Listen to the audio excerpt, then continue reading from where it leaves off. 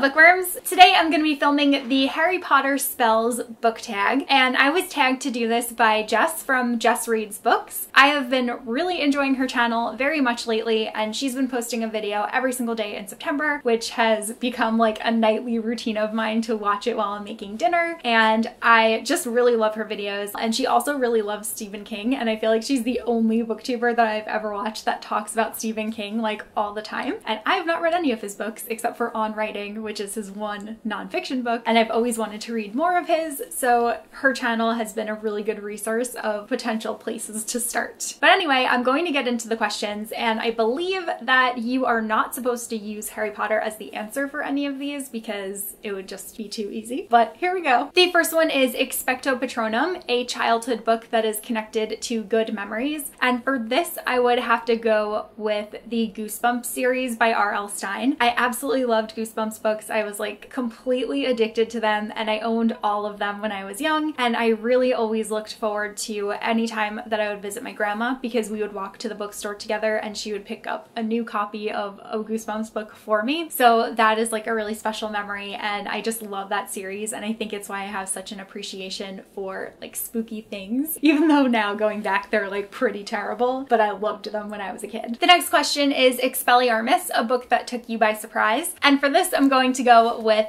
Nevermore, The Trials of Morgan Crow by Jessica Townsend. I generally do not read that much middle grade, and a couple of my friends had read this and kept being like, it is so good, it will remind you of Harry Potter, you need to read it, and I was like, I don't know, like I just don't think I want to read that. But I finally listened to them, and I'm so glad that I did because I became obsessed with this book. It is a book that sits upon my favorites shelf, which definitely says something, and I really loved it. The second one's actually going to be coming out very soon in, I want to say, the beginning of November, so I'm very much looking forward to that. I just truly loved this book, and I was so not expecting to care about it in the way that I do. Next is Prior Incantato, the last book that you read, and for that I am going to say The Name of the Wind by Patrick Rothfuss, which is sitting right here, because I am actually currently in the middle of reading it, but I imagine by the time this video gets posted I will have finished it, and that will have been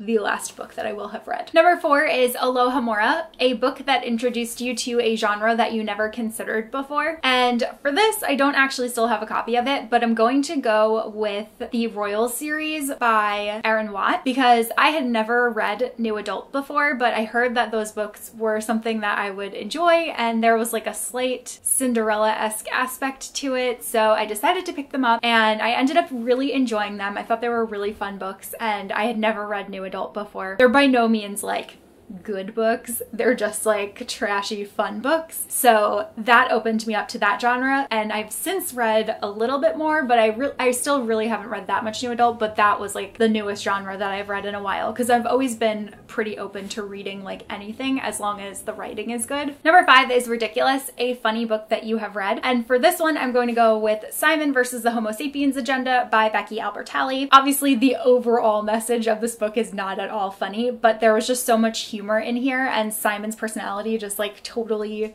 vibed with mine. I loved everything that he would say. He always had like some kind of snarky or funny comeback, and his views on the world were very on point and just really humorous, so I definitely laughed out loud a lot while I was reading this. Number 6 is Sonorus, a book that you think everyone should know about, and for this I am going to go with Half a King. Actually, I'm going to go with the entire trilogy by Joe Abercrombie, and I wanted to pick something that I feel like nobody really talks about besides Holly from Holly Hearts Books. She also loves this series, but otherwise I haven't really heard anybody discuss it on YouTube, and I really enjoyed this series. I thought that Yarvi was such a great character, and I really liked the way that everything played out. It was really action-packed, and it's a fantasy, but it's pretty short, and like things move along really quickly, and you really have to pay attention while you read because certain things can happen within like a couple of sentences, and if you weren't like focused, you might have missed what's going on, but it's so good and I highly recommend it. Number 7 is Obliviate, a book or spoiler you would like to forget having read. For this one, I've been so good with unhauling books, so I don't have a physical copy here, but I'm gonna go with The Amateurs by Sarah Shepard because that book was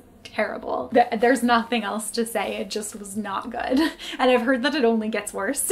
So glad I got rid of that one. Number 8 is Imperio, a book that you had to read for school. For this one, I'm just gonna go with Shakespeare because I had to read a lot of Shakespeare throughout high school, and that really gave me an appreciation for it. And especially because I had one English teacher that was phenomenal, and she really got me to like feel very invested in the Shakespeare plays that we read, and the way that she analyzed them made them like extremely accessible to me. And if it weren't for her, I don't think that I would love Shakespeare the way that I do.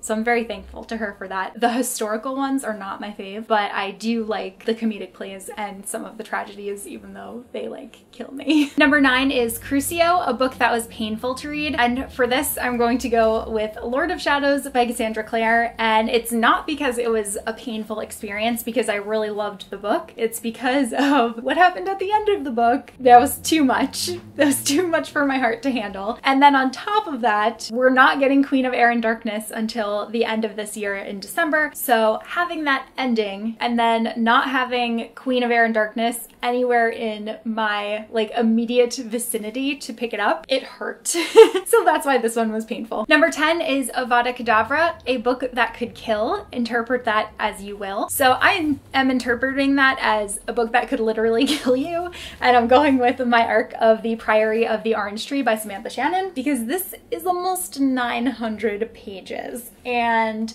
especially when the hardcover version of this comes out, I just feel like it would be an ideal weapon. It is huge. I'm so looking forward to reading this, but I'm also so not looking forward to holding this while I'm reading this. So those are all of the questions in the Harry Potter spells tag. Thank you guys so much for watching. I'm gonna go ahead and tag a couple of people who I do not believe have done this tag yet. I'm gonna tag Holly from Holly Hearts Books, Jane from It's Jane Lindsay, Alexa from Alexa Loves Books, Connor from Connor Bookin' It, and Chloe from Books with Chloe. I know everyone in that list was a fellow Potter fan, so I thought that they were some good people to do this tag. So I hope that you guys enjoyed the video, and I will see you soon in a new one. Bye!